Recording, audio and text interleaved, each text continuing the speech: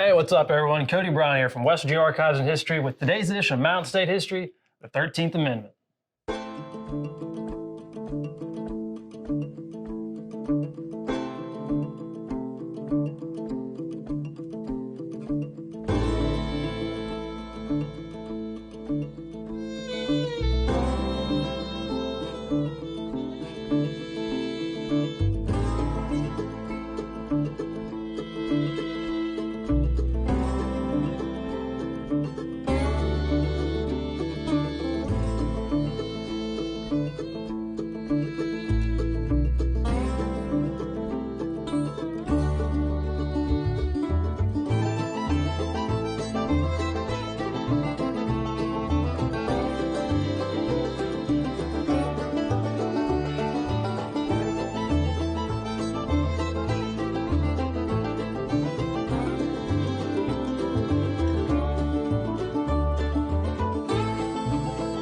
The topic of slavery is difficult to discuss for many because it reminds them of our nation's greatest sin, and frankly, it's uncomfortable. However, revisiting uncomfortable topics such as slavery is important because it reminds ourselves of where we once were as a nation.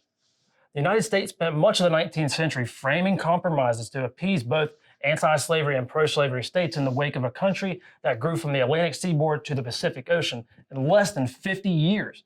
The issue was always raised with new territories, and it was always something that revolved around slavery.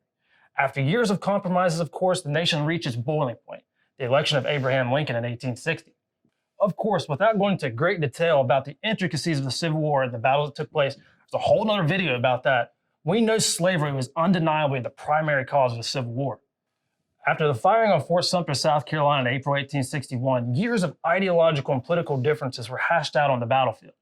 Our nation spent the next 4 years shedding blood from Antietam to Gettysburg, Atlanta to Shiloh, and all points in between over these stark differences.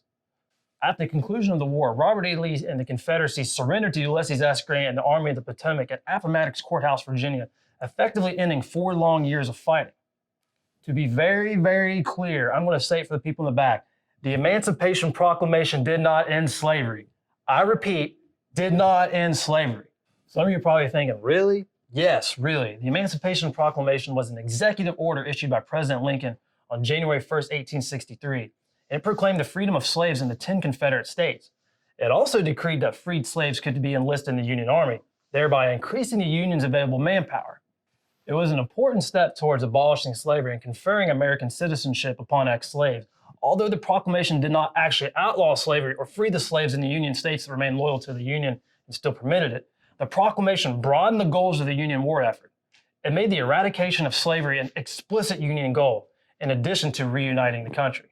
The proclamation also prevented European forces from intervening in the war on behalf of the Confederacy.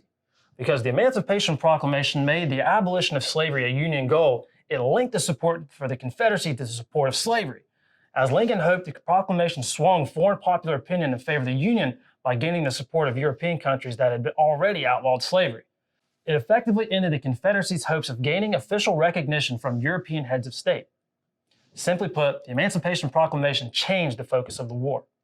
So, after the war ended, 3 Reconstruction amendments were added to the U.S. Constitution, with the first of those, and 13th overall amendment to the U.S. Constitution, abolishing the institution of slavery. To add an amendment to the Constitution, 3/4 of the states must ratify it for it to be added. In 1865, the United States had 36 states, thus needed 27 for it to pass. West Virginia passed an act to abolish slavery on February 3rd, 1865. Unfortunately, after the 13th Amendment was ratified on December 6, 1865, black codes were enacted in the South in order to maintain white supremacy in the South. The black codes, though different from state to state, were all intended to secure a steady supply of cheap labor, and all continued to assume the inferiority of the freed slaves. There were vagrancy laws that declared a black person to be vagrant if unemployed and without permanent residence. A person so defined could be arrested, fined, and bound out for a term of labor if unable to pay the fine. Sounds pretty similar to slavery, huh? These black codes enraged radical Republicans in the North, took away support for President Johnson's lenient Reconstruction policies, and grew support for radical Reconstruction. For the decade between 1867 and 1877, newly enfranchised African Americans gained a voice in government for the first time in American history, winning an election to Southern state legislators and even the U.S. Congress.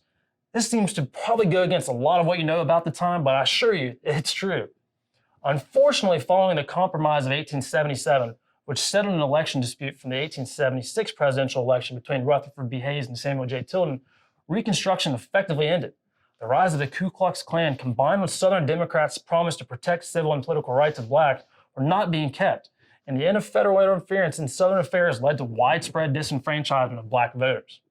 Following Plessy v. Ferguson in 1896, Southern legislators passed a series of laws requiring the separation of whites from persons of color on public transportation, schools, parks, restaurants, theaters, and other locations, which became known as Jim Crow laws.